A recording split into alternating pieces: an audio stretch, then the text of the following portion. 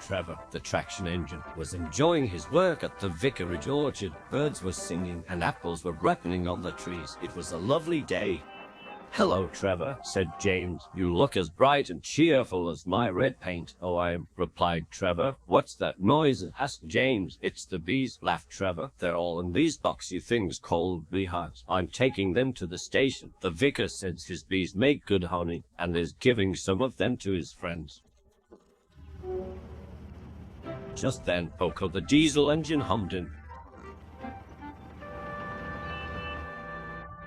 "Take care, you two. Don't make the bees angry. They might sting you." James didn't like being told what to do by a diesel, and he buzzed away.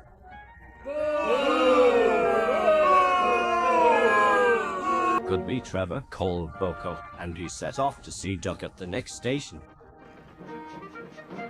Bill and Ben, the tank engine twins, were buzzing arranging trucks, but they scampered off when they saw Boko.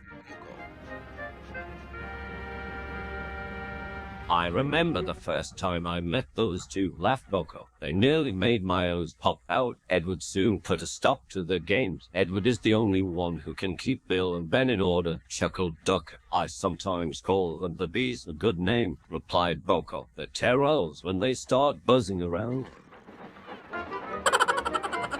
James bustled in. "What's that, Duck?" he said. "Are you afraid of bees? They're only insects after all, so don't let that buzzbox diesel tell you different." "His name is Boko, and he didn't." I wouldn't care," interrupted James. "If hundreds were swarming around, I'd just blow smoke and make them buzz off." "Buzz, buzz, buzz," required Duck. The next morning, James arrived at the station to collect his coaches. The passengers were excited and keen to get on board. The platform was crowded and the porter was in a hurry. "Mind your backs," he shouted. Then there was trouble. The beehive fell and broke open. The station cleared like magic. James heard a familiar buzzing. The bees were too cold to be cross, so they buzzed around the fireman hoping he'd mend their hive, but he didn't understand, nor can his driver. So the bees turned to James. His boiler was nice and warm. "Oh, buzz off," hissed James. One bee burned his foot. "Ooh, phew, phew." The bee thought James had burned him on purpose. "How dare you burn me? That's it. Take this, you son of a bitch." So it stung James right on the nose. "Yee," whistled James. He had had enough, so had his fireman and driver. "What the hell? Oh my wigangus." They didn't know till too late that they had left all their coaches behind. They tried everything to get rid of the bees. First they spun on the turntable to no avail.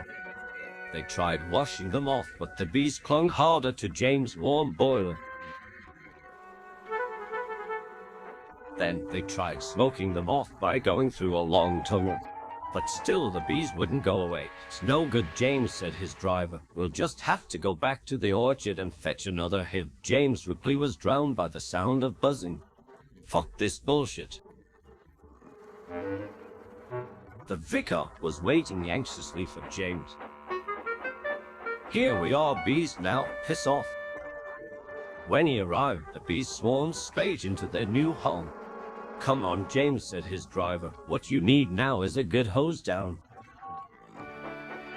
Later that evening, James was resting in the sheds when the vicar came to see him.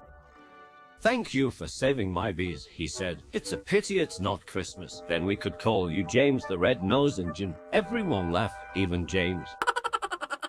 But instead they decided to call James the Bee's Knees, which means they thought that he was more useful than ever.